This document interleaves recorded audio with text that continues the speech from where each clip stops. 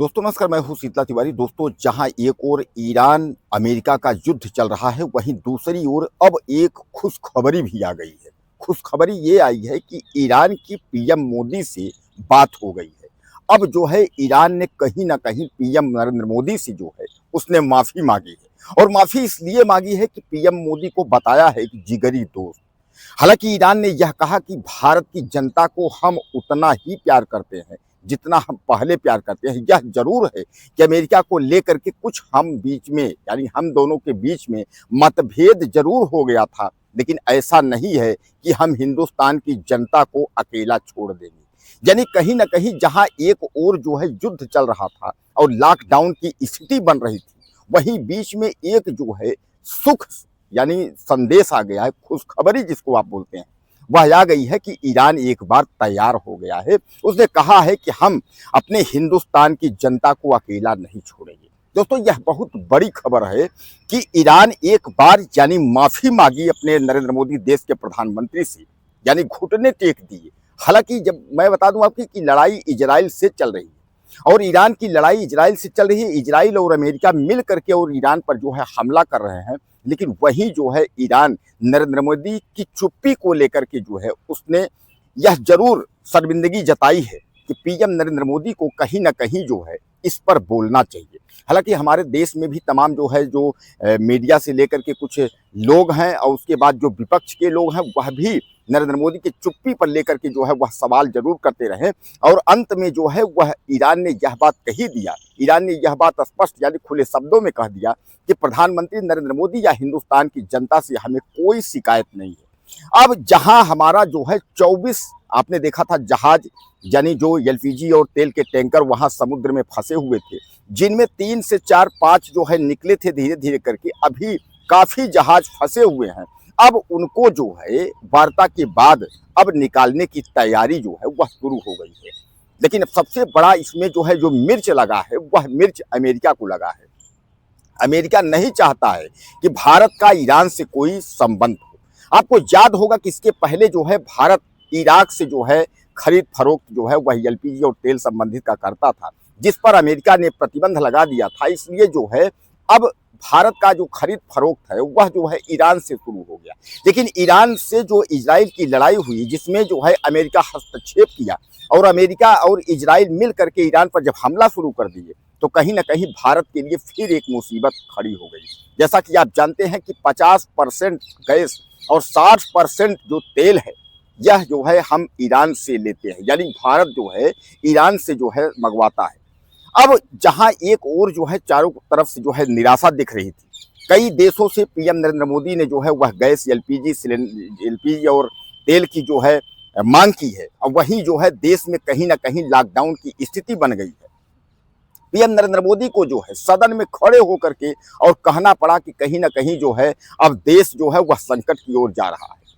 यानी उन्होंने असमर्थता जताई, उन्होंने लोगों से जो है भरोसे में रह करके लोगों को साथ देने के लिए उन्होंने कहा कि आप जो है साथ दीजिए, जिस तरह आपने कोरोना में साथ दिया है उसी तरह एक बार फिर आप लोग हमारा साथ दीजिए। यानी ये वैश्विक महामारी कोरोना, आपने देखा था कि तमाम जो है लॉकडाउन की स्थिति बनी थी और लोगों ने बहुत सहज और धीरज के साथ जो है उस लड़ाई को नरेंद्र मोदी के साथ पार किया था। इसीलिए नरेंद्र मोदी ने एक बार फिर जो है उन्होंने कहा है, एक बार फिर आप लोग साथ दीजिए। यानी देश जो है वह लॉकडाउन की आग में जा रहा है, यानी लॉकडाउन की स्थिति में जो है बन रही है लॉकडाउन। हालांकि मैं आपको बता दूं कि श्रीलंका, पाकिस्तान और बांग्लादेश समेत जो है 15 से 20-22 देश जो है वह लॉकडाउन की स्थिति में पहुंच चुके हैं। हालांकि लॉकडाउन की स्थिति इस बार जो है पिछले की अपेक्षा कुछ अलग है। इस बार की लॉकडाउन की जो स्थिति है वह यह है कि इस बार जो है वह समय सीमा निर्धारित की जाएगी, इतने समय से इतने समय तक ही आपको राशन, तेल, पानी या जो कुछ भी है वह उपलब्ध होगा। तेल भी बाइक वालों का अलग, कार वालों का अलग, सीएनजी वालों का अलग, प्रति मात्रा लीटर के हिसाब से कितना लीटर किसको कितना प्रोवाइड होगा, कितना मिलेगा, यह सब जो है तय किया जाएगा। यह इस बार का जो है लॉकडाउन की स्थिति है। ध्यान दीजिए, पिछले बार का जो लॉकडाउन की स्थिति थी वह लॉकडाउन में यह था कि सब कुछ जो है सामान आपको मिल रहा था, केवल जो है दूरी बनाना, एक दूसरे के संपर्क में न आना, इसलिए जो है लॉकडाउन किया गया था कि आप घरों में कैद थे ताकि बीमारी ना बढ़े। इस बार ऐसा नहीं है। इस बार सुबह से लेकर के यानी सुबह के मंजन से लेकर के और रात्रि सोने तक के जितने भी रोजमर्रा के सामान हैं वह सब महंगे हो जाएंगे। अब आपके दिमाग में आता होगा सर कैसे महंगे हो जाएंगे।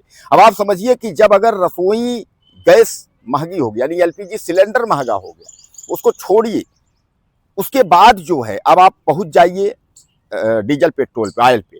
आपको पता है कि ऑयल से ही सब कुछ है, यानी जो है कोई सामान इधर से उधर जाना जो है ऑयल से ही है, चाहे वो जहाज से सामान आए चाहे कहीं से भी सामान आए, बगैर ऑयल माल की ढुलाई नहीं होगी तो कहाँ से होगा।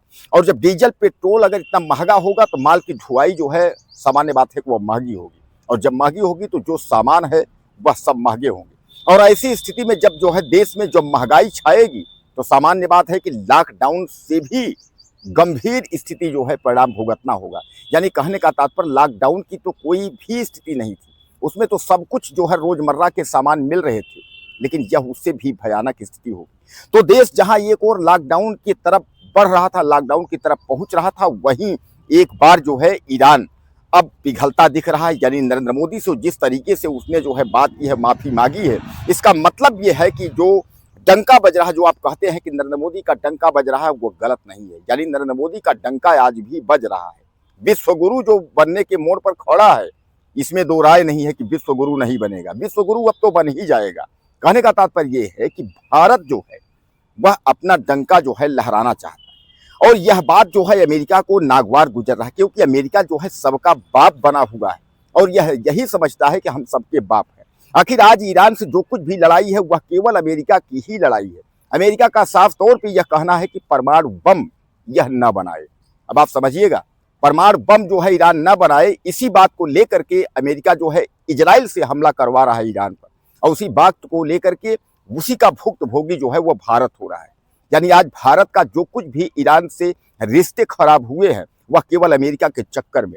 लेकिन कुल मिलाकर के जो भारत लॉकडाउन की स्थिति की ओर जा रहा है, अब कहीं ना कहीं जो है एक बार संभलने में मुश्किल होगी। दोस्तों एक बात तो आप समझ लीजिए कि अगर ईरान समेत तमाम देश अगर जो है हाथ खड़े कर दिए तो भारत तो कहीं का भी नहीं रहेगा। क्योंकि आप जानते हैं कि रोज अगर डेली की अगर स्थिति की हम बात करें, चाहे ऑयल की बात करें चाहे एलपीजी की, तो उतनी खपत एक दो जहाज जो भारत में पहुंच रहा है उससे कुछ होना जाना नहीं है। यानी पर डे की खरीद फरोख्त है, भंडारण की स्थिति उतना नहीं बन पाई है, कितने दिन के लिए हम भंडारण कर सकते हैं। इसलिए जो है ईश्वर ऐसा न करे कि लॉकडाउन की स्थिति में जो है भारत एक बार फिर जाए, लोगों को जो है दिक्कत हो। कहने का तात्पर्य ये है कि हालांकि ईरान अभी 5 दिन 6 दिन के लिए जो है अभी लड़ाई बंद है, वार्ता चल रही है, लेकिन ईरान ने जो है साफ तौर पे यह कहा है कि हम सीज फायर यानी माने कुछ नहीं, हम कुछ मानने को तैयार नहीं है। यानी ईरान ने साफ तौर पे कह दिया है कि हम मानेंगे नहीं। भाई सामान्य बात है कि उसमें अमेरिका की जो भी शर्तें हैं ईरान मानने को तैयार नहीं है। बहरहाल दोस्तों कुल मिलाकर के जो है एक बार फिर ईरान अब पिघल रहा है। इसमें आपकी क्या राय है? अपनी राय मुझे आप दीजिएगा। चैनल को सब्सक्राइब करें, अगले वीडियो में फिर मिलते हैं। नमस्कार।